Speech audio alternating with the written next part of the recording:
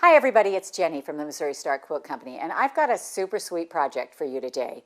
So this quilt right here on the table in front of me is an old antique quilt, and on the first Thursday of the month on a Facebook page called MSQC All Stars, I do a little 1-hour thing called Unfinished Business, and we're finishing up projects and things like that.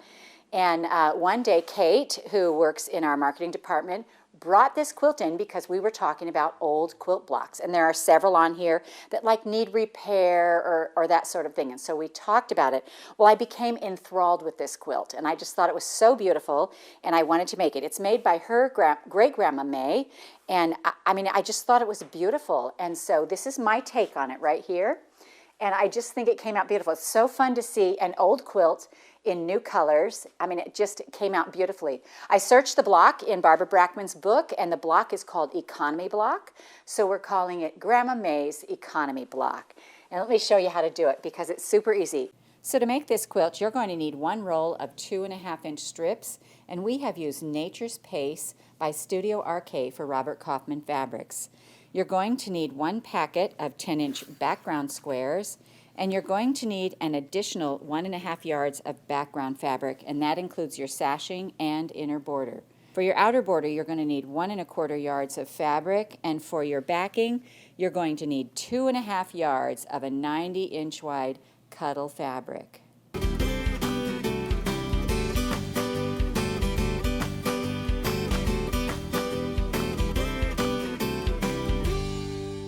We used a 2.5-inch strip for this, and so we've got it right here. Out of each strip, you're going to get 2 blocks. There are 40 strips in a pack, and so you're going to get 80 blocks. Now, 80 does not make a great quilt. If you do 8 by 10, it's like a runway, and so I was going for 81. So save this little extra piece at the end because I got a block out of this extra piece. Now, I didn't have enough of the same exact fabric to do it, but I had enough so that it looks right. So you would never know this if I didn't show you, so I'm going to show you my little secret right here. This block right here, these are 2 different fabrics.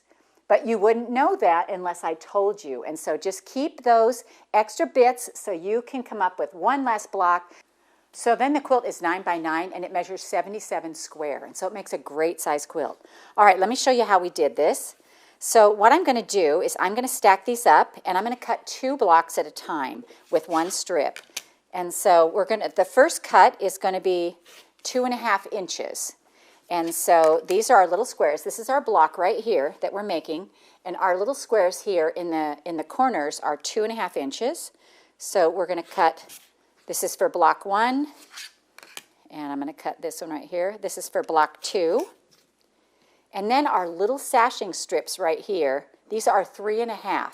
So we're going to cut a piece that is 3.5, and I'm just going to turn my ruler sideways, come up here to 3.5 like this, and I'm going to cut this piece. Now this is your extra piece that you're going to want to hang on to so that you can make that last block. All right, this little piece right here, obviously you'll notice it's much fatter than the sashing, and so I just chose to cut this right in half. This is 2.5 inches. And so I cut it to 1.25, right in half down the middle. Now, a lot of these that have the pinked edges, they aren't actually perfectly 2.5. So lay them on your lines and just see where those pinked edges fall. And I'm just going to go ahead and trim these off. You don't have to, and I didn't once I did a few, but you may want to do that so that your measurements are exact. The smaller you go with sewing, the more careful you have to be. And so I'm going to lay my ruler on here. It's 2.5, and you can see my little pinked edge here is peeking out. And so I'm just going to brush that off, and then I'm going to come to 1.25, and that should be directly 1/2 of this block right here. So now I have 4 of my sashings for this block and 4 of my sashings for this block. So now what we need to do is we need to make all of our squares around the corner of our block. So these are all just snowballed blocks on all 4 sides. And so what we did with that is we took our square right here and we put little triangles on all 4 sides. Now there's several ways you can get these triangles. If you have a 2.5-inch strip, you can just cut 2.5-inch squares all the way along and cut them on the diagonal. If you have a layer cake, I wanted to show you this because this is just kind of a fun little trick. If you have a layer cake, you can get a bunch out of one square, And now let me show you how we do that. First, what we're going to do is we're going to cut them in half like this. So, you know, my ruler is 5 inches wide, so I know I can just set it on the edge, and it will be at 5 inches. So I'm going to sew this, and I'm going to cut this. I'm going to turn and cut this as well. And then what I'm going to do is I'm just going to stack these up on top of each other like this. And you can leave them whole. You can leave them out there, but this to me was easier. And then what we're going to do is we're going to cut this again in half. Oh, let me make sure this is lined up. Remember, the smaller the piece, the more careful you have to be. All right, so now we're at 2.5, cutting again. 2.5, and flip this around and cut it 2.5. Make sure they stay lined up.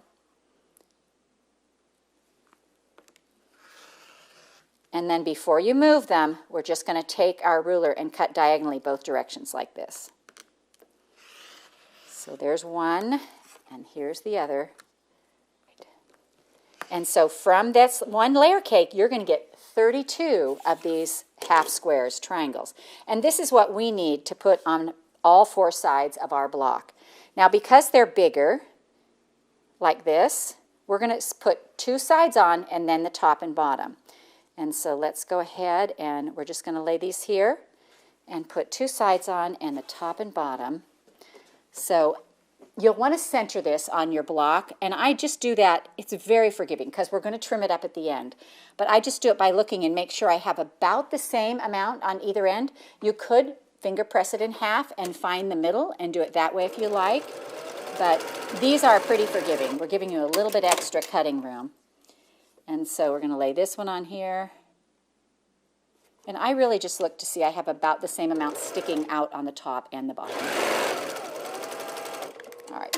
Then what I'm going to do is I'm just going to finger press these back, use my fingernail and make a little crease. And then I'm going to grab 2 more, and we're going to put these on both sides. And when you line it up, you want to make sure that when you line it up with the edge of this. So don't come out here to these white pieces. Make sure it goes right along the edge of this, of your little square. And you should have those little ears that are just sticking over.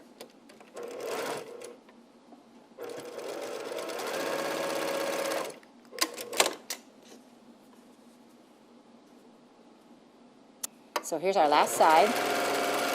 We're just going to sew that down, and now we're going to iron this and press this nice and flat.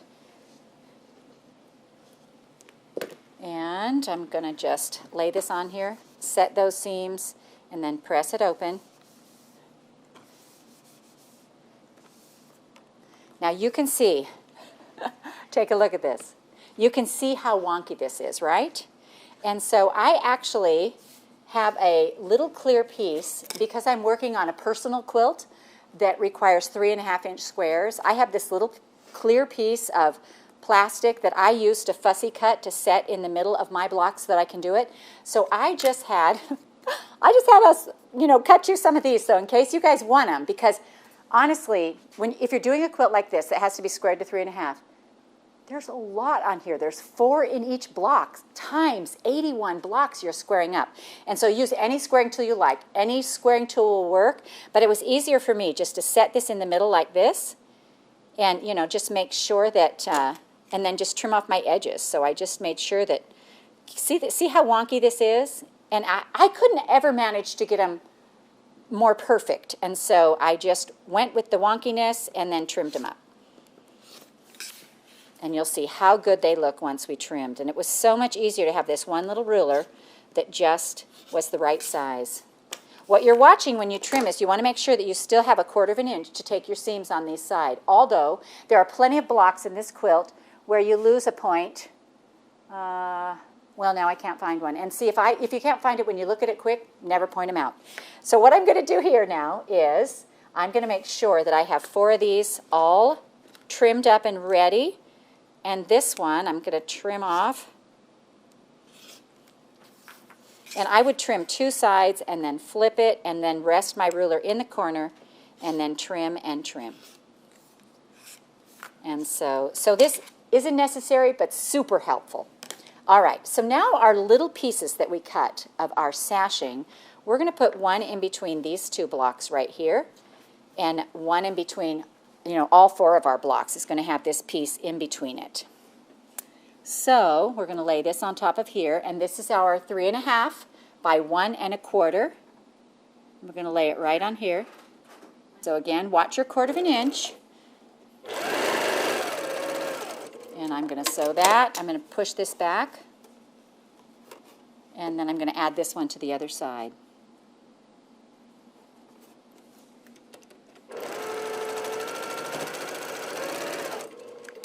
All right, so let's go press these open. And I'm going to press so that my seam comes to the middle on both sides, like this. And honestly, if you haven't done many tiny things, you'll feel like a champion when you get this done, because it's like, oh, it's so cute and I did that and it's so tiny. So for me, I'm like really happy just to sew big blocks together. So when I do something tiny, it's like it's a miracle. All right, so here's our little blocks right here, and let's look at this. So this strip right here now is 3/4 inch. How cool is that? And we did it. All right, so now we have to add our center strip. So here's another one of our 3.5 by 1 1/4 strips, and we're going to put a white square right in the center there, a background square. And so let's go ahead and sew these two pieces together. So this little square right here, this is a 1 1/4 inch square, and you'll need to cut some of those from your fabric too, from your background. Every block needs one. You'll need 81 of these. All right, now we're going to push this back, and we're going to add the other strip like this.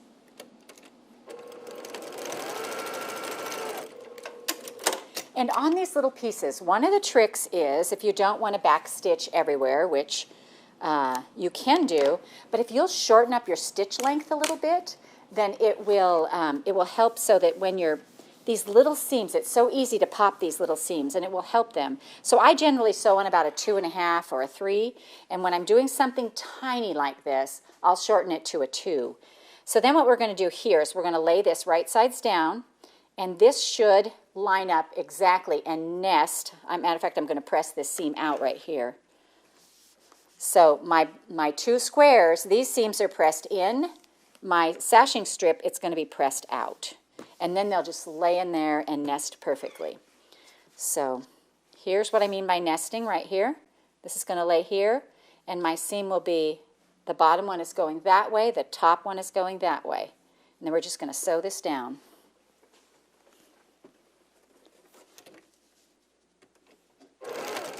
All right, so little back stitch. That was a super hard habit for me to break, because I came from clothing sewing, you know, to quilting. And but every seam in a quilt is generally enclosed in another seam, and so you don't have to worry about the back stitching. But with these little tiny blocks, you know, on the edges and things like that, you just want to make sure those seams don't pop. So just shorten your stitch length just a little bit. All right, now I'm going to add this other one on here, like this. And again, my seam should just nest perfectly in the middle. And I am going to make it so. And then this one.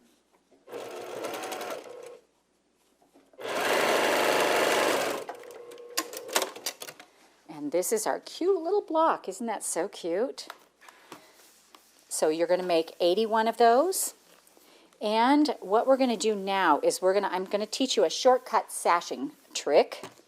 So you're going to measure your block, and it should measure roughly 7 1/4.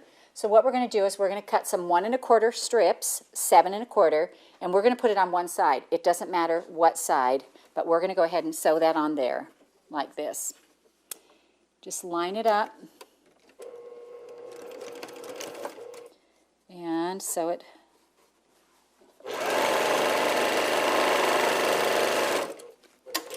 Now we're going to press this open, and we're just going to roll that back. All right, now what we're going to do next is, out of all of our little leftover pieces that we had right here, we're going to cut some 1 1/2 inch squares, because those are going to be our little cornerstone blocks right here. So, I'm sorry, 1 1/4 inch squares, and these are little blocks on our 1 1/4 inch strips.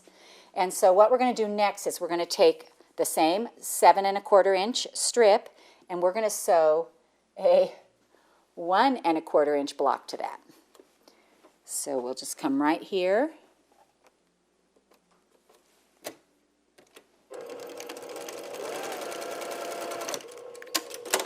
And then this one, we're going to finger press back. We're going to add to the bottom corner of this, just like that. So we'll put these right sides together. Make sure your little seams nest up here at this corner. So if you've pressed it the wrong way, just make it go the other direction. We're just going to lay this one back this way. And then we're going to just sew straight across. All right, and you're going to do this to all your blocks.